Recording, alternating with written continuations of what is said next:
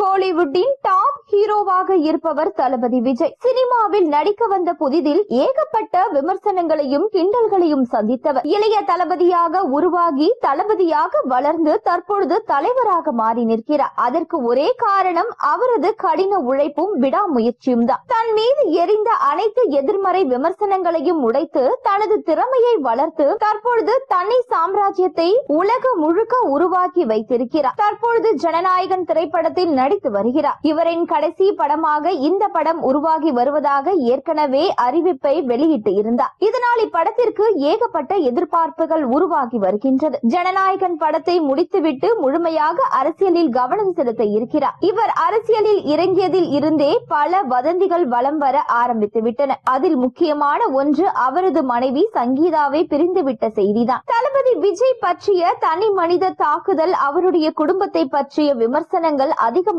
இருக்கிறது. ஆனாலும் அதற்கெல்லாம் விஜய் எந்த இடத்திலும் விளக்கம் கொடுத்து கொண்டிருப்பது இல்லை. தன்னுடைய அடுத்த பயணத்தை நோக்கி நகர்ந்து கொண்டிருக்கிறார். விஜயின் முதல் மாநாடு விக்கிரவாண்டியில் பெரும் பரபரப்பையும் எதிர்பார்ப்பையும் ஏற்படுத்தியது. அவருடைய மாநாட்டுக்கு பிறகு பல அரசியல் கட்சி தலைவர்கள் விஜய் குறித்து விமர்சித்துக் கொண்டிருக்கிறார்கள். அதற்கு விஜயின் சித்தப்பா பதில் அளிக்கையில், விஜய் தனது ஃபேமிலியுடன் தான் இருக்கிறார், அதில் எந்தவித மாற்று கருத்தும் இல்லை. ஏனென்றால் அவருடைய மகள் லண்டனில் படிக்கிறார். இதனால் பெண் குழந்தைக்கு பாதுகாப்பு வேண்டும் என்பதற்காக மனைவி சங்கீதா மகளோடு இருக்கிறார். மகளுடைய எதிர்காலத்தை கருத்தில் கொண்டே இந்த முடிவை எடுத்து இருக்கின்றனர்.